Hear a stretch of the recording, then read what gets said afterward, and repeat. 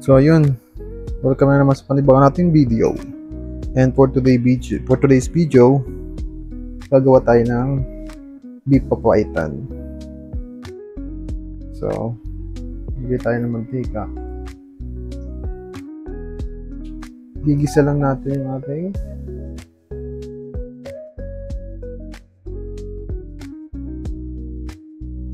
magisa tayo ng bawang.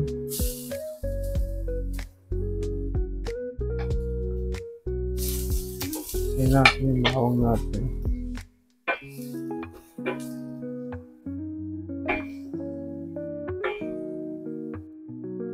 Bali yung beef papaitan pala natin is nabili natin sa Landers. And luto na rin siya. And naka-cubes na siya. So, dalawang klaseng lamang loob lang ata, yung atay tsaka intestine. So next na natin itong ginger.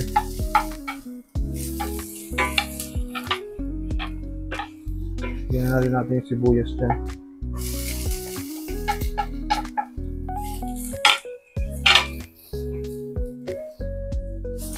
Simple lang naman yung pagluto ng papaitan. All-time favorite ng mga manginginom to. So, bali, ito nga pala yung nabili nating papaitan. So, dalawang klase lang siya. Ito, tuwalya ata to. Saka yung laman loob. May atay din na rin yan. So, ito, yung pampapait niya.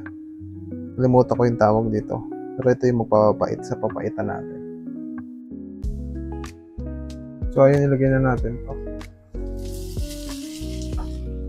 Mukhang maliit yung lagayan natin. Maliit nga yung lagayan natin. So, ayun. Transfer na lang natin ito mamaya. Gigisa lang natin sa dito.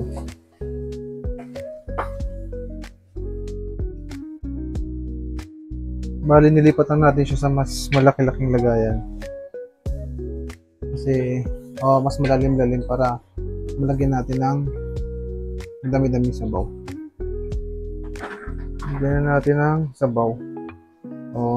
Depende sa inyo kung gaano karami sabaw yung lalagay. Mga ganyan yung ilalagay natin para marami tayong sabaw. Ayan. Goods na yan para sa akin. Kuluan lang natin. Parang nadurog na yung niya. Yung laman loob. Yung ginisa natin kasi luto na siya. So ayun. Antayin lang natin kumulo. Ilalagay nga pala tayo dito na ito, lemongrass. Optional. Pero para sa akin kasi mas okay yung may lemongrass. Antayin lang natin siyang kumulo and then i-plan natin yan. Bali yan, kumulo na siya. Timpla na natin beef cubes. Bigyan natin ng patis, asin, paminta, tapos ilagay na natin yung ito yung tinatawag na pes-pes na pinigang damo sa tiyan ng baka. Ito yung pes-pes. Ito yung bali magpapapait dyan sa ating papaitan. Adjust nyo na lang kung may kulang pa o kung swak na sa pananlasa nyo. So, tikman natin.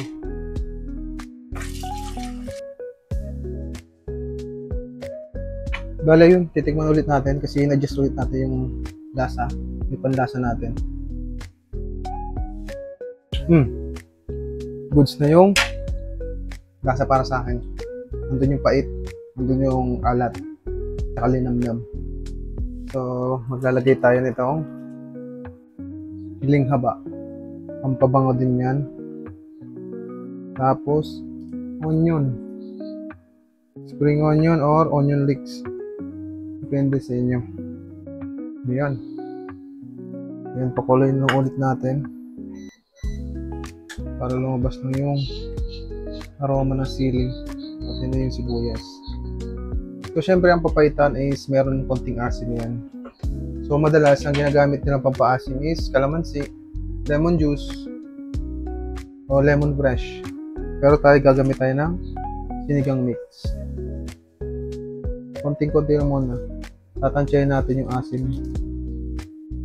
Kung gaano ka-asim yung gusto natin. So, yan muna. Huwag natin ubusin. Tatansyahin pa rin natin yung panlasa natin. Depende sa inyo. Kung ano yung nakasanayan yung papaitan na lasa, yun lang sundin nyo. Diba? Sarap.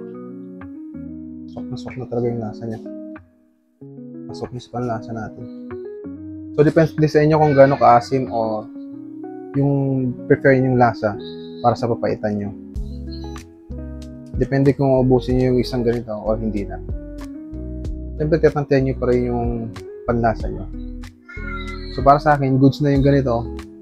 May konting asim, may konting pait, may konting alat at linamnam. So, balance yung lasa niya para sa akin. So, yun. Para sa akin, okay na yung lasa ng papaitan natin. Sabi na asawa ko, mabaho daw. Ganoon naman talaga yung amoy nito eh. So, kung hindi ka sanay kumain ng papaitan o maamoy ito, hindi ka kumakain ng papaitan. So, ayun. Nababahuan sila. So, ayun. Ito na yung papaitan natin. Dinamihan ko talaga yan ng sabaw para marami tayong mahigop na sabaw. Lalo na kung may beer tayong kasama. Di ba? Ngayon, papaitan. Ala Cook and Travel.